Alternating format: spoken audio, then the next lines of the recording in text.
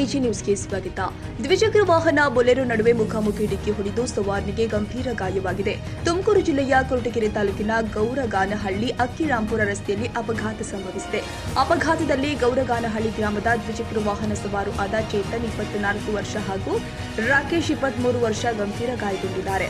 ಸ್ಥಳೀಯರ ಸಹಾಯದಿಂದ ಗಾಯಾಳುಗಳನ್ನು ಕೊರಟಗೆರೆ ಸಾರ್ವಜನಿಕ ಆಸ್ಪತ್ರೆಗೆ ದಾಖಲು ಮಾಡಲಾಗಿದೆ.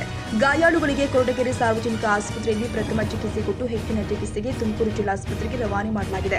ಕೊರಟಗೆರೆ ಸಾರ್ವಜನಿಕ ಆಸ್ಪತ್ರೆಯಲ್ಲಿ ಸಿಬ್ಬಂದಿಗಳ ವೈದ್ಯರ ಕೊರತೆಯಿಂದಾಗಿ ರಜಾ ದಿನದಲ್ಲಿ ಹಾಗೂ ಭಾನುವಾರದಂದು ಎಮರ್ಜೆನ್ಸಿ ಇರುವವರು ಪರದಾಡುವಂತಹ ಸ್ಥಿತಿ ಇದೆ.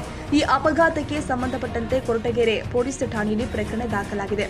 ಈಗಲಾದರೂ ವಾಹನ ಸವಾರು ಎಚ್ಚೆತ್ತುಕೊಂಡು ರಸ್ತೆಯ ತಿರುವುಗಳಲ್ಲಿ ಅತಿ ವೇಗವಾಗಿ ಅಜಾಗರೂಕತೆಯಿಂದ ವಾಹನಗಳನ್ನು ಚಾಲನೆ ಮಾಡುವುದನ್ನು ಬಿಟ್ಟು ಚಾಲನೆಯತ್ತ ಜಾಗೃತಿ ವಹಿಸಿ ರಸ್ತೆಯ ತಿರುವುಗಳಲ್ಲಿ ಹಾರನ್ ಮಾಡಿ ಚಾಲನೆಯತ್ತ ಜಾಗೃತಿ ವಹಿಸಿ ಅಪಘಾತವನ್ನ ತಪ್ಪಿಸುವಂತಹ ಕೆಲಸ ಮಾಡಬೇಕಾಗಿದೆ.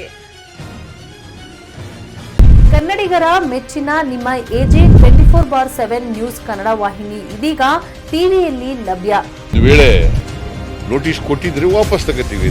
ಇವತ್ತು ವಕ್ಫ್ ಪ್ರಾಪರ್ಟಿ ಅಂತೇಳಿ ಬರ್ತದೆ ಅಂತ ಹೇಳಿದ್ರೆ ರೈತರು ಬೀದಿಗೆ ಬದಲು ಏನ್ ಮಾಡ್ಬೇಕಾಗತ್ತೆ? ಯಾರು ವೋಟ್ ಹಾಕಿಲ್ಲ ಅಂದ್ರೆ ಗ್ಯಾರಂಟಿನೆಲ್ಲ ಸ್ಟಾಪ್ ಮಾಡ್ಬಿಡ್ತೀವಿ.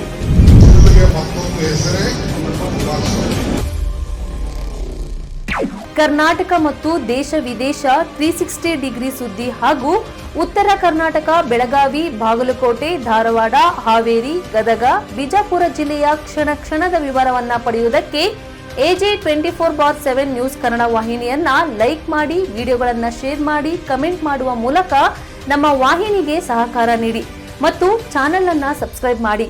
ಧನ್ಯವಾದಗಳು.